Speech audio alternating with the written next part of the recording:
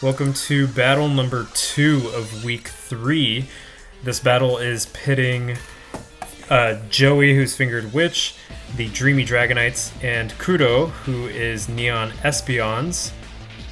The Megas and Z Crystals they have are Mega Scizor and the Normalium Z for the Dreamy Dragonites.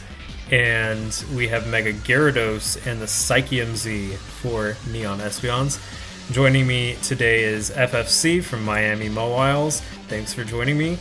And Pleasure, we're going to do always. intros now. So initial thoughts. Any initial thoughts you have? I feel like Kuro is sticking to his normal plan of whittling down the threat and then just setting up, and he keeps bringing multiple options for it. Mega Gyarados, Mimikyu, and then this time even possibly the Toxic Rogue. Yeah, I noticed that he very much likes to have Gyarados, Mimikyu, and Celebi. I think he's brought them in every single one of his teams, if I'm not mistaken. Galvantula is another one we've seen before. Toxicroak we haven't, have we? I don't believe so, and I think he saw a Chansey once, although I don't know if it got much use. Oh, he also, I forgot to mention, he could also technically run Nasty Plot Celebi. Yes, that's true. On the other side, we have the team, the Dreamy Dragonites team. We see Cresselia again. We're seeing Porygon 2 again. So some Pokemon that we've seen before, Cacturn as well. Any predictions of what's going to go on there? Last time, Joey ran into some problems with how they built their Arcanine. I want to know if they brought more physical Fire-type moves this time.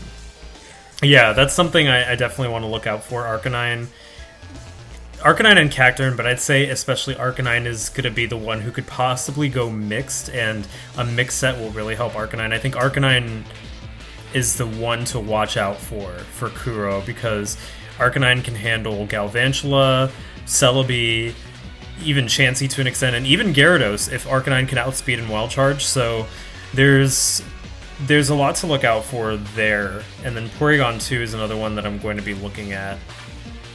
One of the more tanky ones on his side. The Cacturn I'm actually quite interested in. If he can avoid the Toxicroak, he has something for almost all the mons on the team. Maybe besides Mimikyu, the Dark type kind of neutralized there, but the movesets he can have, it could be very dangerous.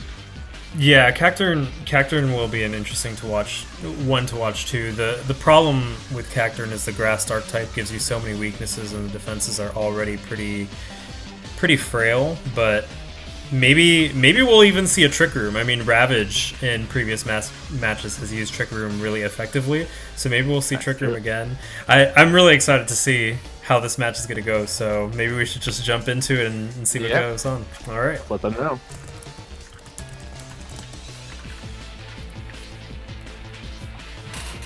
And let's see who they lead with. I wonder if either of them planning on setting up rocks and who they would use that to do it with.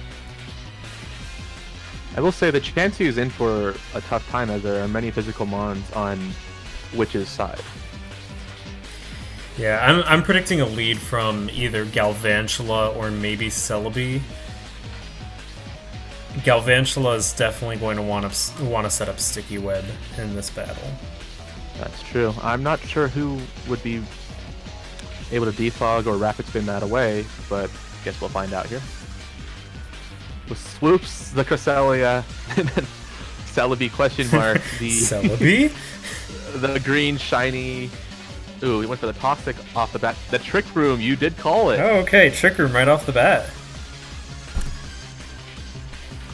So Stealth Rock and Psychic. But the Trick Room working against them in this particular instance, as the Chansey must have no speed investment.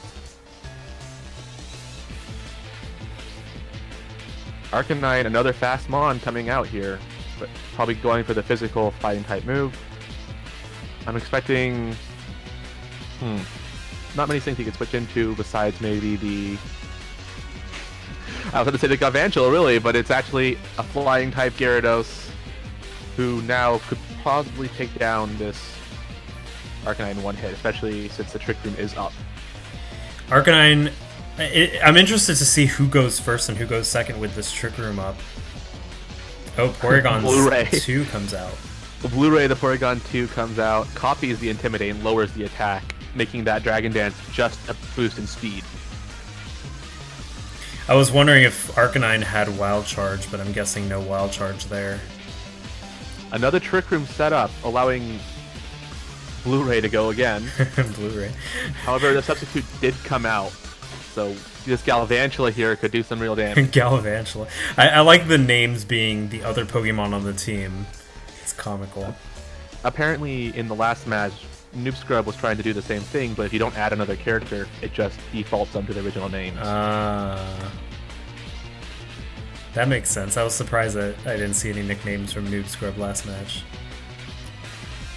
Thunderbolt allowing him to set up one more time. However, another Thunderbolt could do quite a bit of damage to a Gyarados. Oh yeah, Hit that Thunderbolt hit hard. And Not Waterfall enough to not take out. taking down Porygon 2. This is a tough spot for Gyarados to be in, especially being the Mega, the star almost of Kuro's team. That's true. Switching out reliably so to take another special type move. Celebi showing its 250 HP stat here. Porygon 2 is not going to want to stick around for a Toxic. That's for sure. No. He did bring 2 Trick Room setters, but it's still a detriment to lose either of them if that's what your team is based around. Arcanine gonna take that Stealth Rock damage. And a Toxic miss. Ooh, miss on Toxic. In just enough time for the Arcanine to come back out. Another switch probably coming in. Is he going to try to go for the read and go for a fire type move, or will he go for the superpower one more time? Or close combat? Yeah, close combat. Chansey's not going to want to take a close combat, yeah. But the immunity did come out from... I guess you're wrong. The Chansey did want to take a close combat here. Yeah, this Chansey wants to take the close combat. I wonder if this is a scarfed or possibly a banded Kiyotaka. Oh yeah, that's a good point, because if it's choiced, then it has no choice. If it's choiced, it has no choice but to switch out.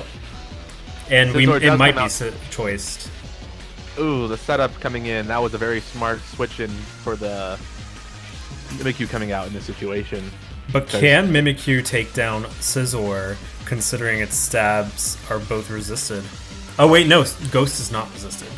Ghost is not resisted, and he needs, above anything else, to take down that disguise of his, like he has a chance. Will they be able to do it? I would wait and find out. I'm honestly excited. This is pretty great. Yeah. Very different styles coming out from both of them this time. Well, maybe not so much Kuro, but it's interesting to see what which can do with more time on their side. Yeah, I really like the strategy Joey has with the Trick Room going on. Ooh, okay, so we have a Going Mega for the Bullet Scizor. Punch to lower the disguise. Shadow Claw not enough to kill, but another one very well might. I don't believe most likely the Shadow Sneak will be enough to take out Mega Scizor as well. Ooh, I'm on the edge of my seat right now. There's a lot of close calls that could happen. I'm expecting another Bullet Punch to come out just to get the damage done. They have not lost them on yet in this either. Although the Arcanine, after switching in one more time, will have just enough health to survive. Still 6-6. Lots of switch-ins with not as many as we've seen before, but there are quite a bit, and they're doing a lot of interesting things with them. We still haven't seen half the team on both sides, but Yeah, that's true. saving it to get rid of the major threats at the beginning. A Bullet Punch will be super effective here. Yeah, I'm wondering if Bullet Punch... does Mega Scizor also have Technician? Mega Scizor does have Technician, which does raise Bullet Punch's damage. So I'm wondering if a Bullet Punch will be able to one-hit KO Mimikyu. It's not really defensive. But if he did build any... he did not want to take it. Another Mimikyu coming out to take the Metal Claw instead. Did he get the read on a switch out? So who was he expecting to come in for the Metal Claw? It still did a good amount of damage, but I'm expecting to see the... I don't think he wants to do Sticky Web here, because if he does, it allows for Joey to get another Trick Room and be in his advantage. Yeah. Yeah, Sticky Web will actually benefit Joey Trick Room pretty nicely, and Bullet Punch doesn't really care about Sticky Web either. I think switching Scizor and letting it, saving it for Mimikyu might be the smart choice here. It occurs to me that Joey did bring many mons that have potential for... Oh, went for the Volt Switch to take out Kiyotaka. Interesting plays here, not wanting to take out that Gyarados coming out for the first time. And let's see, versus Cacturne. the Cacturne, which is the one switch you probably didn't want here. I'm wondering if Cacturne's going to go for the Sucker Punch. But it wouldn't be enough damage on it, unfortunately. Ooh, yeah. The Toxicroak taking a kill. Physical Toxicroak, well, very expected. Yeah, let's see what can be done against this physical Toxicroak here. Maybe we'll see another Trick Room. Oh no, Psychic coming out. Oh, the eject button, unfortunately. Psychic would have probably killed, but the eject button interfered with that. Who can he go out to in this situation? Oh, Blu-ray coming out. Absorbing that dry skin ability. Not probably going to be very effective with this matchup at the moment, but the Drain Punch does come out. The Toxicroak being the unlikely hero so far in this match. Yeah. If the eject button didn't activate there, I think Psychic would have taken it down. It's not over yet. He can. Joey still has a lot of options left. However, going for a recover would be the most. Unfortunately, he did not go for the recover, so the Sucker Punch still hit, giving Toxicroak 3 kills in this match.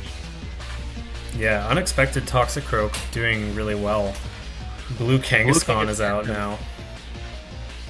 Let's hope Joey's aware of the dry skin ability and how it does absorb water damage. Possibly going for an electric or an ice type move.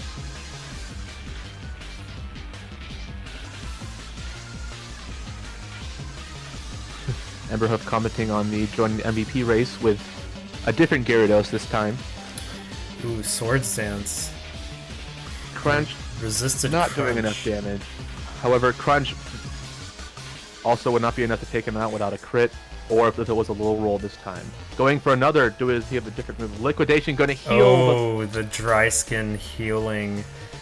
Very unfortunate. It could have gone either way if that liquidation could have hit. Allowing for a full setup on this Gyarados, going for another Crunch, getting the 37%. Yeah, the Drain Punch going to heal back up. Unfortunately, I don't believe a Bullet Punch will be enough to take down a Poison Fighting type. Toxicroak making it to the top of the leaderboard if he does get this kill. Right under the other Gyarados. And the Mega Venusaur. Let's see what clamps the Mega Kudo already Venusaur. saying GG. Oh, the Sucker Punch. I forgot about Sucker Punch. I was thinking Bullet Punch would go first. Unfortunate, but it just goes to show that you can have a very tight match in the beginning, and then one change in the flow could change the entire battle. Yeah, I really want to know what would have happened if the eject button did not activate, and Cresselia was able to use Psychic, because that I'm almost positive that Psychic with Stab and the ×4 would have taken down Toxicroak. Oh, there's no question. Toxicroak doesn't have the greatest special defense. Yeah. So that could have completely changed the pace of the match and prevented Toxicroak from going on that rampage. And it's unfortunate that he also got Joey got red when they brought in Arcanine and lost that early. Arcanine had a lot of options that could have helped here, as Fire would have been super effective against a dry skin Pokemon. Oh yeah, that's true. But really, really good plays from both in the beginning. There was a lot of suspense there until Toxicroak was able to break through and really define the match. But really, I mean, it was a fun game to watch, even though the end really accelerated it. It still was pretty intense in the beginning, and I think they both showed what some of their teams are capable of. Yeah. Which, if you do end up watching this, I do want to say that was a very good strategy and a great play. Unfortunately, it just didn't turn out in that one turn, which kind of spiraled. I'm looking forward to what you have to do. And as always, Crow does go for the setup to just end the match, which so far has worked very well for him. Yeah, I'm wondering if we'll keep seeing that trend, because so far he has been the setup person, and it's been working generally for him. So yeah, it's unfortunate that I won't be able to play Kuro unless I make it to the finals, as he does as well. Yeah, I was gonna say maybe in playoffs. Yeah, playoffs would be the way. But I think that's going to be all for this battle. Yeah, so that was the Neon Espeons versus the Dreamy Dragonites, Week 3, Match 2, and join in for other Week 3 battles coming soon. Sounds good.